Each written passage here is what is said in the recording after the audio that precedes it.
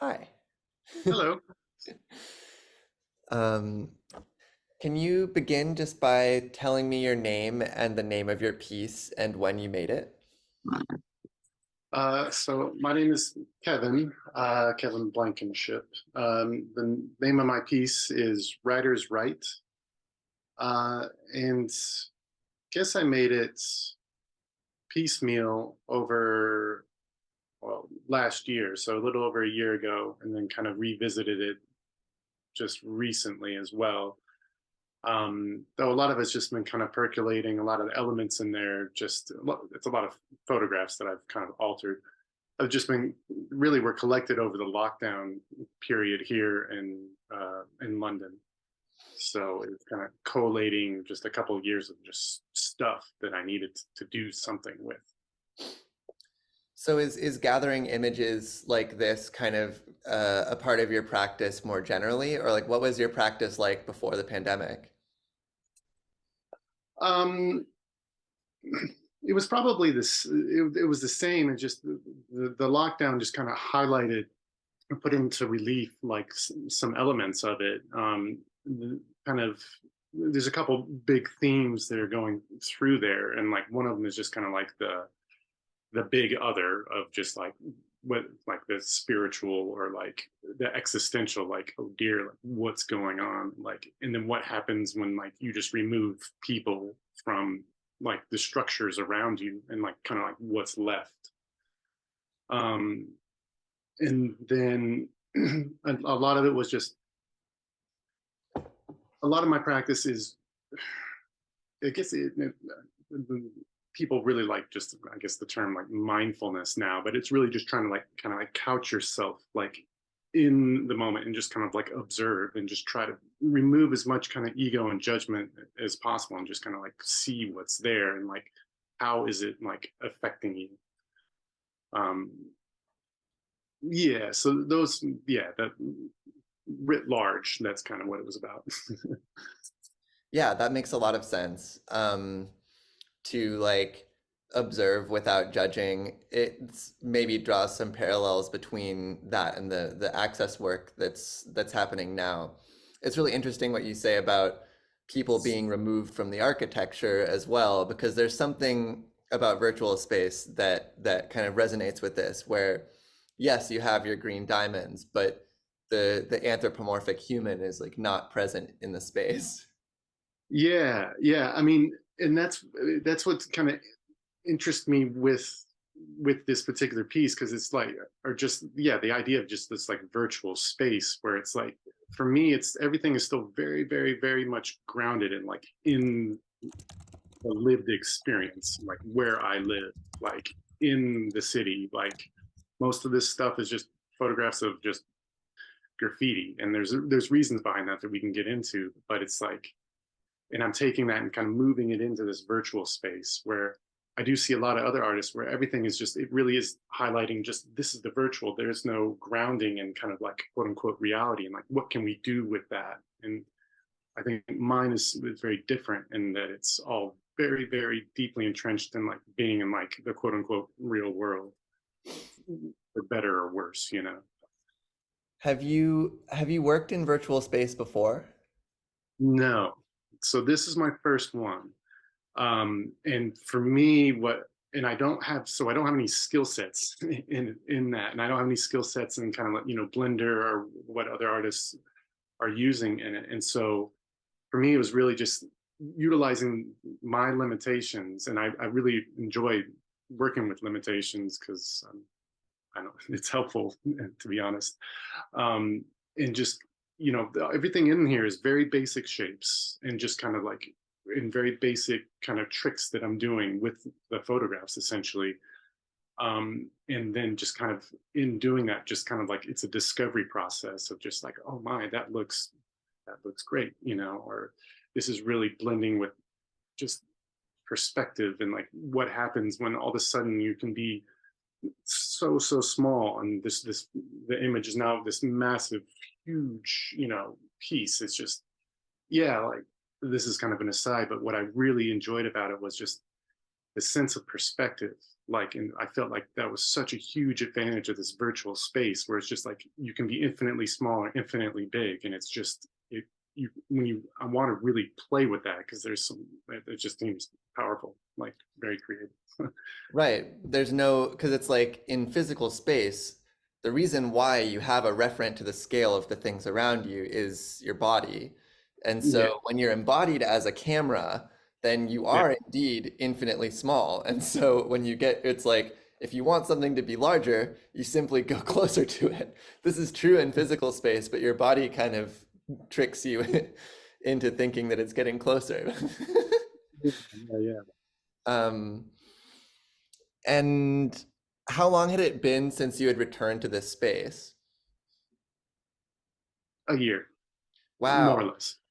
So how does Yeah, it feel because to come back? it felt really it felt great, to be honest with you. When I finished it, I was like, okay, I've done it, like thank goodness, like close the book, like there it is, like I need to, like, I guess, I don't know, decompress or whatnot.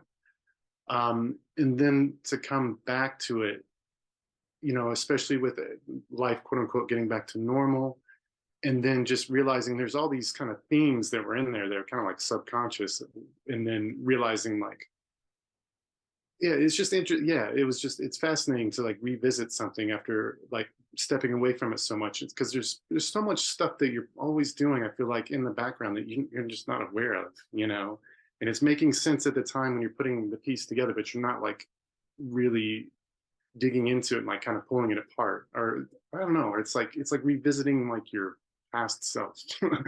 And and appreciating some things and not liking some other things.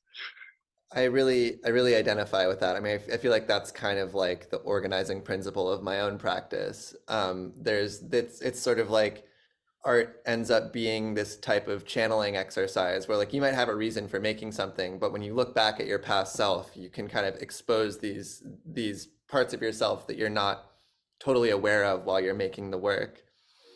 Um, I'm Yeah. curious, like, how did the process of visually describing the work interact with your memory, or like how did it feel to do that portion of the process?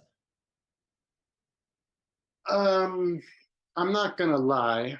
Some of it is challenging, and some of it has been really, really hard. And I think, and that may have more to do with my struggle with writing and language. That basically I went to grad school and that kind of destroyed that whole aspect of my mind or something. Um, Common story. and then yeah, and so it was like, so some of the description is just so dry, and then there's kind of there's something to that, very objective, and then some of it can be overly subjective because I'm trying to really push a point, and then you have to balance all of this with, you want to be considerate of who the reader, or who the other is, and so yeah, and so it's something I need to work on. I think yeah, the overarching the real thing that I've learned from it is it's something I need to incorporate more in my practice, because it's a skill set that I literally do not have. um, and so but it's valuable, and I just, there's a lot of potential in it, because for me I can see kind of layers where it's, there's, it could be its own kind of artistic layer to whatever you've created, or like some, as one of the works is just like, alt text is poetry, like there's something very, very potent in that, I think. Yeah, I love that. It's kind of like a way to get outside of your body, and say like how would this look to somebody who didn't make it? I have one more question uh, in this little component, and then we'll move on to the tour. How do you relate to archives? Like, are you pretty serious about archiving your work? Do you return to old files on your computer? Like, what's the oldest file that you have in your possession? Oof. Um, in many ways, like I, I I don't look at my old stuff, but that's probably more for self-conscious reasons. But then when I do get around to it, again, it's similar to this process where it's like there's actually a lot more in there than I remember.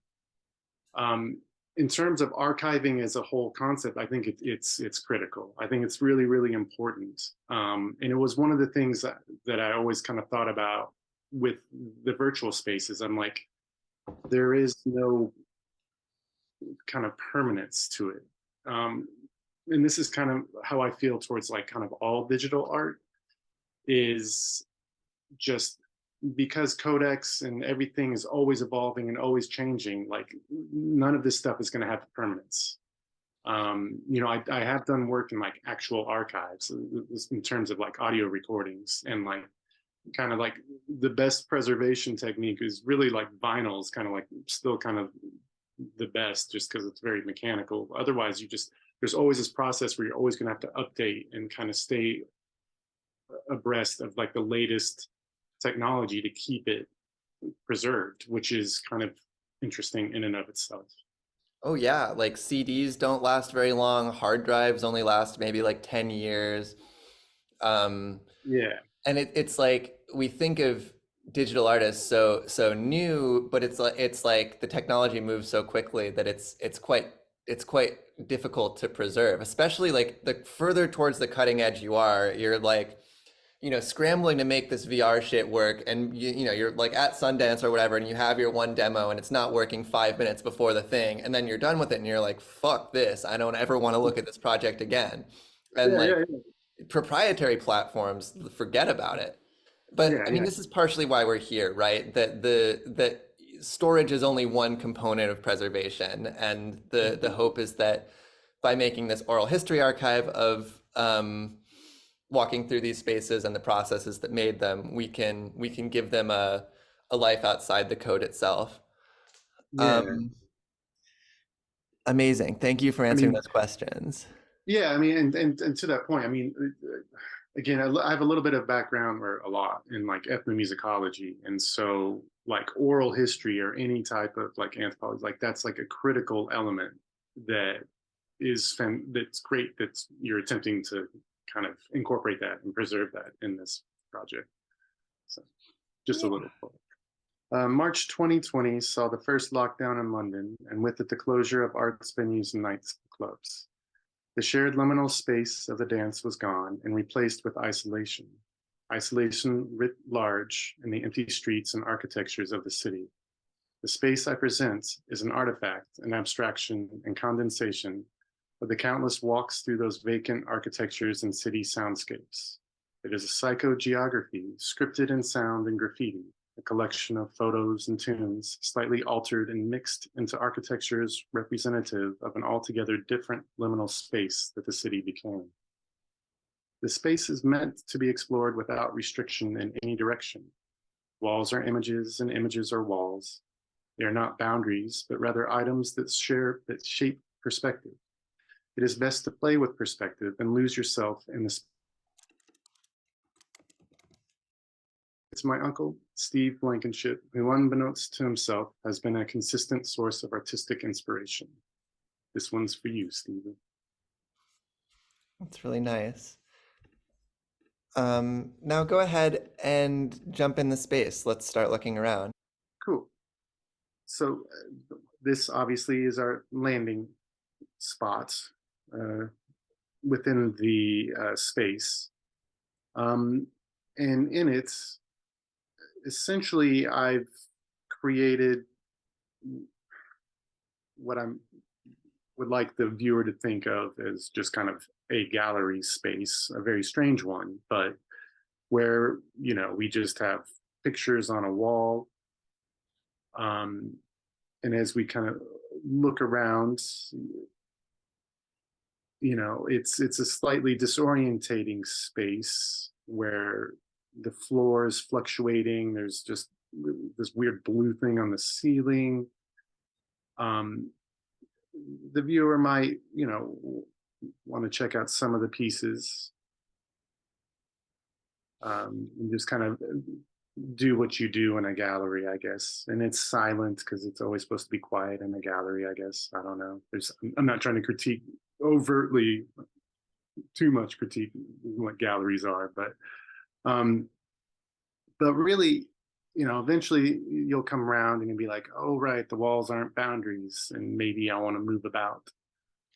Um, and why is this wall over here moving? That's like rather strange. So, Yeah, well, let's hold on for a second. I want to paint a little bit, or like, sure. because it's what's interesting is how the walls and the gallery are very like you can kind of see the artifacts of the JPEG compression, and it Yeah. seems like the floor is well, I mean this phenomenon is called Z fighting, where there's like an orange plane that is intersecting with this sort of more metallic plane, and whenever you move around, they kind of shift with each other and like interlace. Um, and which it's is which is something I discovered and really liked, and so I used it in various places. So Yeah, my second piece ever on New Art City was had a lot of Z fighting in it. And then where all of the walls are covered in these different images of cities and graffiti and brick walls. And then, as Kevin said, there is a green like there's a green text that says the walls are not boundaries, and behind that is some animated thing. I can't really tell what that is. right. So if we move through, it ends up you got to keep fighting. You're going to keep going through these things. Once you'll realize it's the lift, as they say here in England, or an elevator from the States. um, but if you move back, and then there's various graffitis, it's actually the base of uh, a door in the tube. Oh, I see. And this is like one of the gallery space is like three different levels in a sense. Um, and I really like this kind of acid etch graffiti here called React because it's on the door. Right. And it was just it's kind of a theme, just a general thing like in life. They're always kind of reacting to something. And at the time, this actually would have been locked down. There's very few people on the train, and just kind of contemplating like, what am I reacting to? Why am I feeling this way? Why is it so quiet? And, and right now in the background, you can kind of hear some of the soundscape work that I've done, and it's got that high kind of pitch whine, which for me it's really kind of like it's like the back of your teeth. Like, are they gritting? Like what? Something isn't. It's unsettling. And that was kind of the effect that I was trying to create here. Um, and if you step further back, you can kind of see it in relation to other elements. Yeah, I love the way these sort of elements of the elevator, or it's like I couldn't tell what those blue things were. Now I can tell that those are railings, and Yeah, you're seeing kind of an unwrapped elevator along this long rectangle, and above that is another long rectangle of the door opening and shutting with the like sort of right. brown blood colored Um, react written on it. And then you can kind of see the purple background and a few like orange like rectangle cube shapes off in the distance. this thing on the right here. Yeah. Oh, and there's this big many pointed orange star shape intersecting with the whole architecture. Yeah. Um, so you're cutting out a little, so I'm not. I may miss what you're saying, but I'm gonna go down because, well, actually, if it's okay, I'm gonna turn around, Sure. um, and because because what we're hearing in the background, this is kind of the tube station, basically. And, you know, this first little kind of video audio piece here is from one of the tube stations on Port Road, kind of on the corner of Stillwell in London. And these are just some of the public service announcements on the wall there. You know, and I was always going through this station, and it's just really, it's one of the busier ones, and it's just really strange to be the only person there on a regular basis. So that's, again, it's kind of, you know, under, you know, the thing here is that there aren't many people. Where did they all go? You can hear some people in the background, and it gives them some personality. But the idea is, you'll see it, the escalator, like, I'm going to go down and then explore these spaces. And again, really working with this, the limitations that I don't have in like the virtual space,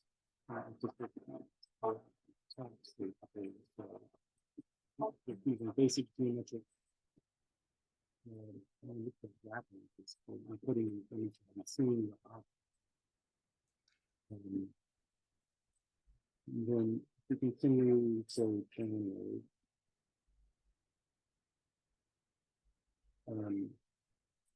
but Right. So it looks like that's like an escalator, and it's like a cube intersecting with the floor, and then you can go through into the cube, and you see the escalator moving and moving with these little public service graphics on it. And then now we're seeing a big hand with a spherical image of the tube resting in the palm. yeah, so right, so the idea is we've gone down through the escalator, and here's what it ends up if you continue into it is kind of an empty rail car, which is kind of another, just didn't really encounter these things very often, like typically until the lockdown. But I did kind of add this character here. And the reason I did it is a long time ago, I read a book by Neil Gaiman called Neverwhere. And there's a bunch of characters in it, and just the way he described these people that kind of lived in the underground, alternate world in London. I feel like I run into them occasionally.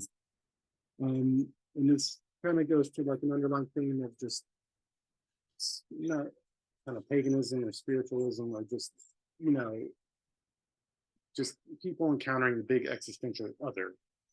And there's just these wonderful people and characters that you just, that really, for me, you just stumble upon them in my journeys through the city. And this character was one of them.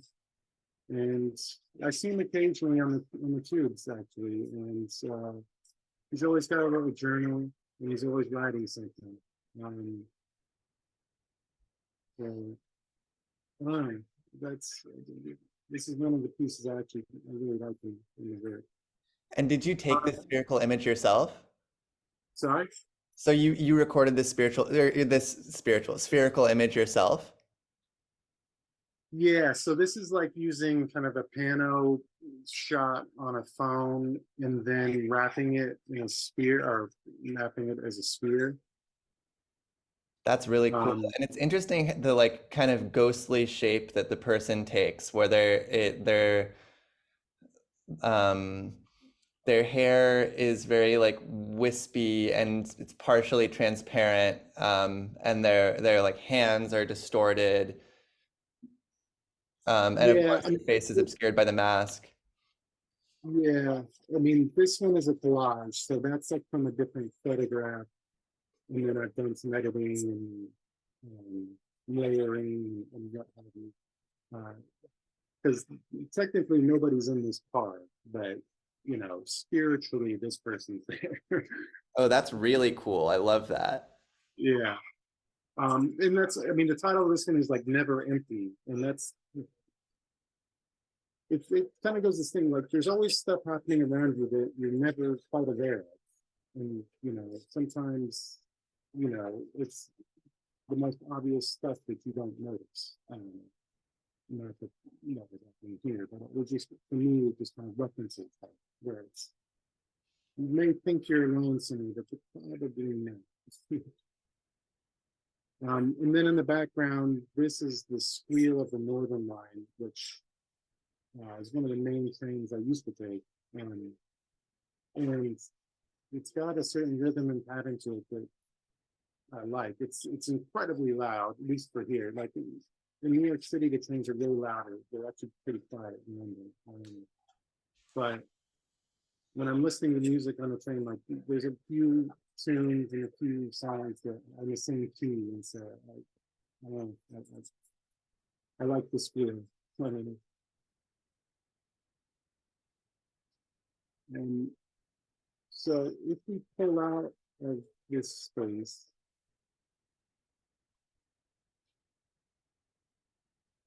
and interestingly enough, when we're underground, you can actually see all the way up to the top, like the whole kind of space. So just because we're kind of talking about spiritual stuff or what have you, I will just want to point out the kind of the axis of the whole space is this hand.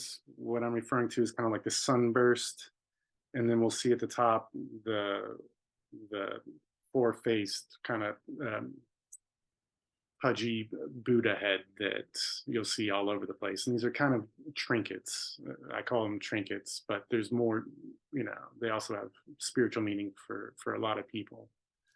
I love Um, that. And so what we're seeing is you're right near the gold palm, and there's the spherical image of the train, and then above you you can see the escalator, and you can see a whirling spherical image, and another blue Z fighting box with a bunch of yeah. And it's then like a above graphic of that would be the people. sunburst and then the head. Yeah, Um, and this hand is in a gesture, kind of in Buddhist and Hindi and some of the other kind of religious systems. There's a mudra that's Gaian, although it's kind of with the wrist the way it is, that's Vitarka. But it's essentially it's a gesture of like kind of wisdom or knowledge,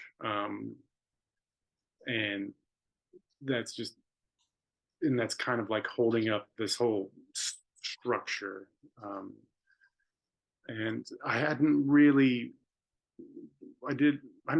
thought about it until I revisited the piece as to why that hand was there, um, rather than just kind of all these elements in a way just floating above it. But um, I think upon reflection, it's the idea of just like all of trying to create these things and processing these elements of just kind of the world around me. Again, everything I try to do is really grounded in my experience. It's just trying to come to self-awareness and can just kind of some type of understanding, even though it's probably always going to change, and you're always learning and your viewpoints always changing. That just I think for a lot of us, it's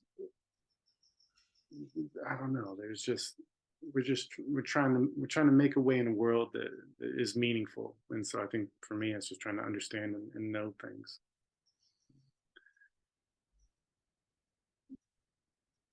I guess should we move on? yeah. All right. Um, okay, so if we continue up, so this is kind of the underground zone. This would be zone, what I've called zone 2. We kind of venture back upwards, going through the sands of the underground. This is such a And characteristically New Art City space. I just love the chaos of all the different spheres and videos and images. And it's so cool to be in the constrained box and then be out of the box and see all of these things like up above. That looks that cube looks like the facade of a of an office building, which is presumably empty when you took the picture, but all of the lights. Yeah. So yes, this is an empty office building, which is right adjacent to the station. And it again speaks to, just I guess commerce in the city, and it's just, yeah, this vast cube of just emptiness, really, and repetition, and rail lighting. It's just a floor after floor. And again, here in the background, we've got that kind of high pitched whine with just some basic rhythmic kind of clicks and clanks going. But again, there is this, it's kind of like an in kind of sense, or that's what I'm trying to evoke here. Definitely comes across, especially when you're inside of it. It feels so like vast and empty. Yeah, and this is going to contrast with another one, which is, I mean, I guess we could just go there now, really. Because these are the two big kind of boxes that I created for this, and they're just photographs. And they're meant to be on opposite sides of kind of the east and west of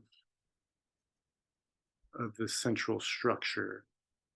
Um, and this one I've kept silent, uh, And that's mainly your title because image, right? I haven't, We I have this couldn't big create the steel right. structure, right? With a bunch of Yeah, rivets. yeah. So this um, is kind of the steel girders underneath Blackfriars Bridge. Um, and then I've orientated it to the side. And I'm obsessed with repetition and pattern, whether it's in music or visually. Um, and this one just I felt really utilized, or really highlighted the strengths of just using an image with some lines and then wrapping it in a box, because you just get these great, just I don't even know really how to describe it. They're just these really, I mean, it looks like there's depth inside the girders, and I, for a little bit, I would tuck little pieces of graffiti inside them, but then I realized that just took away from what was just left to its own devices. It looks great. Yeah, it wraps in a really interesting way. All of the faces are different, and it takes on this almost like non-Euclidean shape, or it's almost like a Right. Mobius strip. Yeah, yeah. I mean, like this one right here, I mean, my immediate impression when I look at that is like, oh, it's, yeah, I mean, it's like you're in the opera house or something. Like, I It don't know. looks 3D. It looks like the Yeah, wall is just kind of like curving outward in this way that doesn't seem possible. yeah, which, yeah, yeah, I don't know how it did it, but it did it. So again, I love the accidental, the incidental, you know, just stumbling upon something, I I think I used to be a strong advocate, or always believed that like you're supposed to be like the master of like whatever you create, and like it's just such an antiquated, like horrible way to view things. It's just not how the world is. I think it's far more intriguing to be like open and just see what happens from accidents. I guess. I don't know. Yeah, I mean, I feel like that really has a lot to do with mindfulness, right? That perceiving without judging is it's a gift. The gift is presence. Yeah, exactly. Yeah, I mean, and that's where the real work is just like trying to get to that that that state of mind, or just that appreciation, or just that openness. I mean, that's where for me, like that's where you should be putting more energy in, rather than trying to like quote unquote like conquer and like all this, these, I don't know, I'm not sure what I'm saying, but anyway. The solo genius, the like inspiration as the unit of analysis of art. It's like it feels a lot more seems like an old way of looking at things.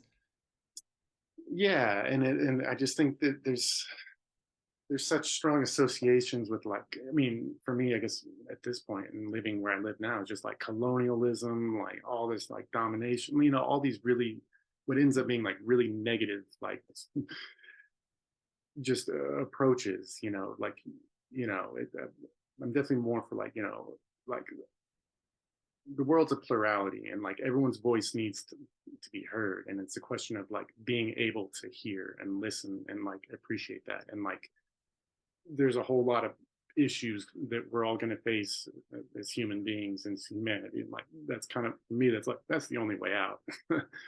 you know like we all need to help each other, or something like that.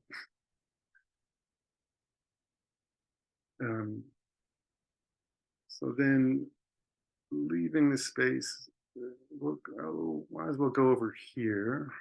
um Seeing some big cubes with a bunch of graffiti on them. We're seeing the opening and closing React door again. An orange cube with this graphic on it of like four very simple like municipal human figures with this. What is that shape? The backslash backslash vertical yeah, line forward slash forward slash. that's my logo. um, Minor plug. Now, yeah, it's the basically, I mean, kind of like underlying like all of this, and kind of like my whole kind of practice is just the idea of just like the liminal space, and in the sense of like the space that is in between two things, or in between something. And this, you can look in anthropology, and there's some writers that look in, where it's like rights, and when you go through puberty, or things like that, where people are separated from their tribe, or their group, to go through this change and then come out the other side as an adult, if we're talking about like puberty or something. But you encounter it all the time. I mean, and for me, with my background, like, I would say like music, and nightclubs, and the collective space of the dance was very much a liminal space, like outside of kind of the usual social dynamics and work and what have you. But going further in just delving deeper into it, I mean, and we've been talking about kind of like mindfulness. I mean, I'm always wanting to get to that space where you're in between. You're neither here nor there, and you're just kind of appreciating like what it is that's in front of you. And in a sense, I mean, that's for me, that's what I like about artwork, is just like that's where it gets you like in that mental state. Now I realize for some, like, art is meant more as like a critique or something, and it's always having an argument against or presenting an other for. Um, but again, for me, it's like that liminal space, like that's, I mean, and that's where a lot of these images come from. It's just like I was wandering around, or just like doing whatever I was doing, and saw something, and it struck me at that moment, and so it's just kind of grabbing that and just taking that image. Um, and again, this is why I kind of continually been referring to everything as like being very grounded in my experience, my lived life.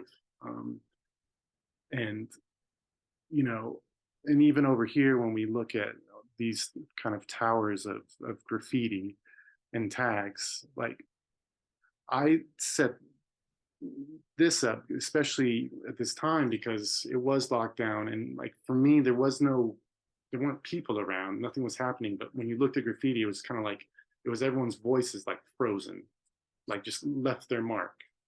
And you could go by these places every now and then, and there'd be, and graffiti's always changing. Somebody's always writing over somebody else, or it's getting painted over by the city, and then somebody else writes some more on it. And so there, for me, it's a conversation. And so this kind of piece here, this element here, it's kind of like this is like a crowd of people having a very lively discussion.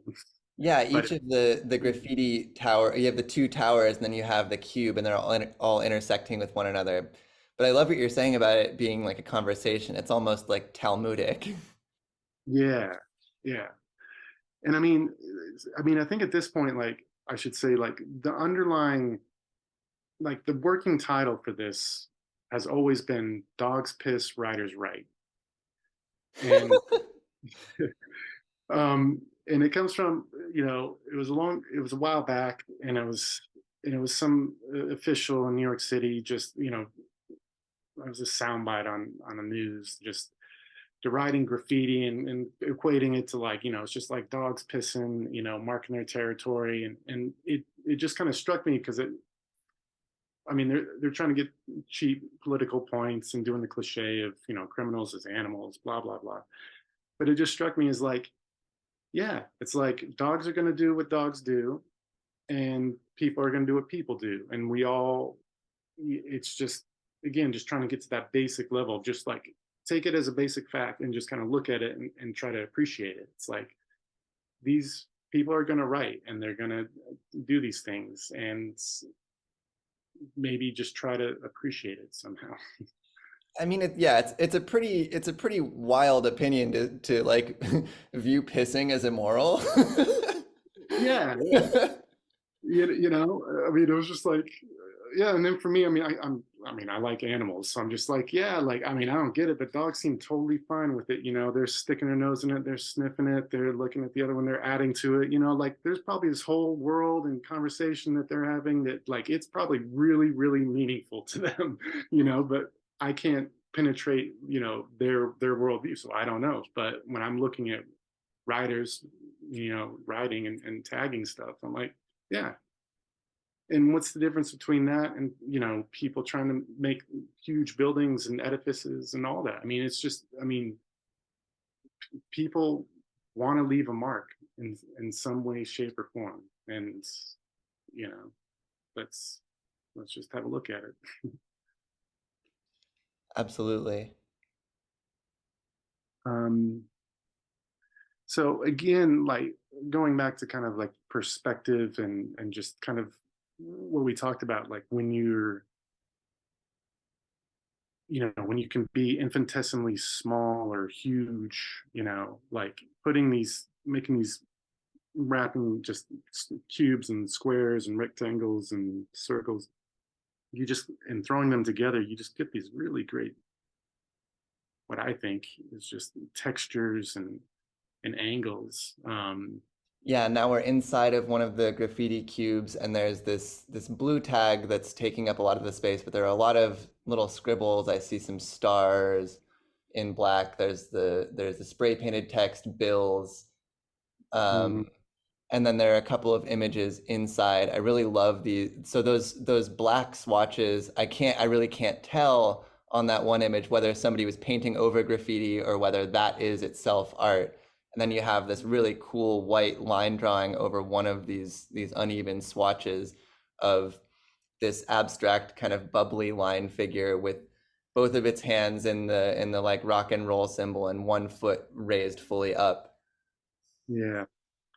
So this artist, and I don't know the name. I actually kind of appreciate the anonymity of graffiti writers. There, you'll see that figure a lot in the city.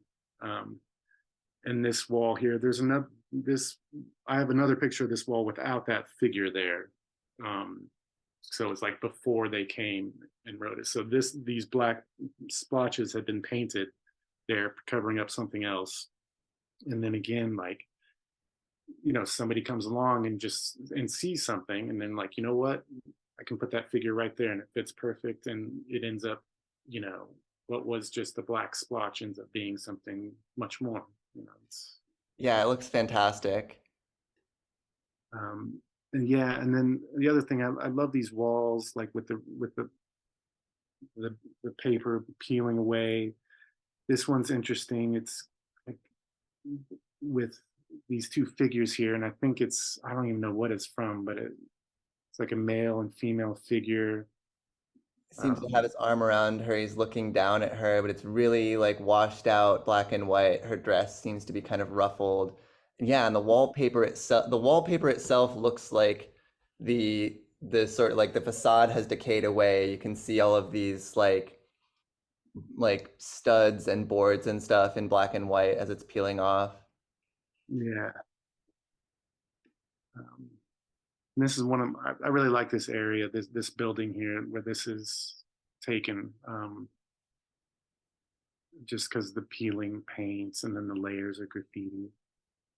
Um,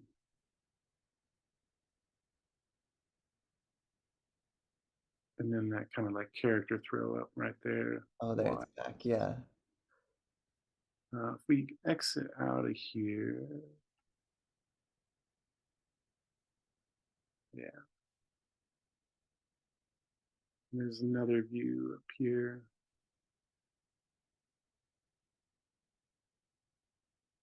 And I rotate around. This piece here, we're looking at this wall, like just endless layers of things being written and written and written on top of each other. I like the effect of it. Um, I may switch around here, the other side, or you can see it in here as well. Oh yeah, this one's a lot more colorful. We got a lot of blues of different colors. We got some gold and some red, and it's all just washing over itself. I Yeah, see in reverse dig with two G's. What's that other word? HEA, dig heat. it's either that or beat. Might be Dig. dig. Oh, that seems more correct. Yeah. Yeah. I see. We've got some little handwriting too. Yeah, this is so beautiful. Yeah, with just kind of like the white lines in the upper right corner. Yeah, it's just there's a lot of movement in it, and it's yeah, Yeah, it's really dynamic. yeah, yeah. Um, and then at this point, you're starting to hear kind of what I consider like the epic kind of tune. It's supposed to be just kind of like with like the horns and the chimes. Um, and that's really just to kind of indicate like kind of like the once you're up very high, this the kind of the vastness of the space. Um, and that's when you kind of end up here at like the quote unquote like Godhead or the four, what I call the four face moon, though it is the very common in the town I grew up in. It was heavily influenced by Buddhism. You saw this all over the place. Um, and so,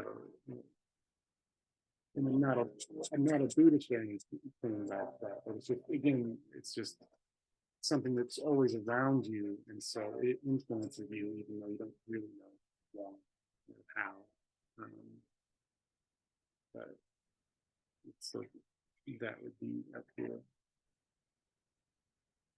And then if you decide to venture in, you go through the nose of the office. um, in a very kind of tongue-in-cheek way, I've put in a door. Yeah, So this blue door with the metal bar across it. It looks like they're like the paint is chipping off, but some of them kind of look like it's been bashed with a hammer or like a bullet hole or something. yeah, I really love the door. Again, it's kind of like just the textures and the paints. Um, I'll get a little right here. You can see them. It's, bills have been posted on there and taken off, so you can see the tape. Part of it. Yeah, all of its residue. Yeah. But again, I mean, this is kind of very, a lot of some of this stuff to me was very kind of tongue in cheek, very cliche, like huge, obvious just the spiritualism and this, that, and the other. And this is but there's a perception of that kind of stuff. Um, and but I like it in the sense that it's a lot there. It's basically two-dimensional. So it's just, I mean, it's very much there and metaphorical. You know, you try to go through it, and then you just right on the other side. Nothing's really going anywhere. It's Walls are magic. not boundaries and neither are doors. You find Yeah, a door when you get inside. yeah. I mean, and that's the other thing. I mean, I got quotes and there's a photos of doors, especially here as opposed to say in the States, like they're all different shapes, sizes from different eras. Like, and then, yeah, I've got a thing for doors. um, and then, this is just a very basic, again, I just picked up this 3D image, online and just plopped it in there. I mean, I think it should, just for the sake of transparency, my background is, is hip hop and, hence the street culture and the 3D and, you know, I come from when you could actually sample. So I'm, I realize there's kind of ethical or moral qualms with that, but, it's kind of, there's also a creative element to it. So it was borrowed and try to update something from what I bought. Totally. um, so that's those are the main pieces. There's actually two collages that I created if you wanted to look at them. Realize we're low on time, but the first would be this one down here. Flower Church. Yeah, Flower Church. And this is just something I walked by so often when during lockdown.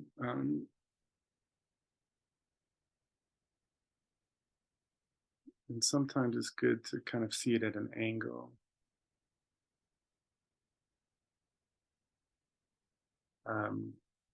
So there is the hand gesture reaching through the church, and it's just kind of a layer. There's kind of filtered flowers on a layer below, just a night shot of the church.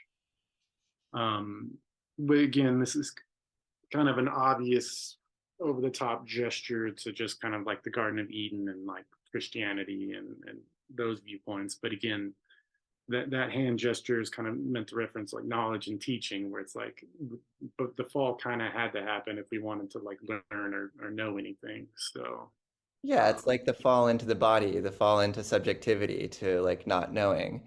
I yeah, don't even exactly recognize a hand in that shape. Or like I'm seeing the it's very colorful like blues and greens and there's some like flame orange and the church is echoing across the frame and it's getting overlaid with these flowers. Um, and I guess I can see that undulating shape in the middle in the greens and oranges is must be the hand, right? yeah, the fingers. If you come to Oh, so it's an actual 3D shape. Oh, right. yeah, Okay. yeah. Oop, sorry, there we go. Yeah, so it's stretching through it. Oh, that's very cool. Yeah. And again, it's all layered and artistic, and graffiti. Again, I got some obsession with graffiti. I don't know what my issue is. It's worth um, obsessing over. And I mean the like layering effects, I assume you used Photoshop for that. I've been obsessed with that technique lately. yeah, to be honest, I did that and Procreate. Oh, I've heard Procreate is awesome, but I don't have an iPad. Yeah, I don't know Photoshop, so I use Procreate, and I'm still trying to tinker with it and figure it out. It's fun. That's all I'll say. It's quite fun. Um, and then actually this little thing in the background with react and then hit panic is another one of their writers up here in North London. This was definitely during early in the pandemic, and so I just it just cracked me up just on the street, just like, all right, everyone hit panic, we're freaking out. And then with the react above it, it's just kind of like, yeah, how are we going to react to our current situation? Yeah, I mean, it's so interesting where it's like we were really kind of focused on opening a space for art to happen, but it's like we exist very much because the pandemic was happening. So this whole archive of worlds really ends up being this like multimedia pandemic diary in a lot of ways, or it's like kind of unavoidable how much of this work is in response to like lockdowns. Oh, it's had such a massive impact, and like I feel like we don't really acknowledge it or try not to. I mean, I'm just been shocked that I was really hoping it'd be a huge reset for the whole world, and we've kind of come out of it like enlightened or something. And like, it's just like getting back to business, you know, like everyone's trying to get back to some status quo, and it's unfortunate. Um, Yeah, there, it's like I think a lot of radicals I know were saying, you know, at the height of the pandemic, it's like people want to get back to normal, but like normal wasn't fucking good. yeah, yeah, exactly. You know, and it's just like, wait, we're rushing to jump back into this hyper capitalist, like dehumanizing stuff. It's just like, come on, like really. Um, but who knows? Who knows? It's still early days. We'll see what happens. Yeah, really, it did open up a lot of new lanes of inquiry of like, you know, we want the world to be different. How can it be different? Yeah, and then I feel like the resounding answer is like, we don't want it to be different. You know, are those the collective whoever other that's in power was just like, no, like, yeah, we got to protect the bottom line or something. Like, I don't know. Totally. Um, and then, I mean, if we want, there's one other piece that's all the way on the other side of the world. So, Yeah, let's close out with that other collage. I think this is a pretty reasonable amount of time to be talking. okay, And I'm I'm delighted. I'm so glad that we did this, or like I'm really excited to do more tours like this because it's just such a treat to like hear you speak about the work in your own words. yeah. I mean, I just thank you so much. Like again, I'm genuinely grateful that New York City has done this. It's been an absolute pleasure to do, and I've just learned so much, and it's great to see what other people are doing. And I love how everybody's doing very different stuff, which Yeah, is it's so special. yeah, yeah. It's a great thing. It's a really great thing. Um, so on this side,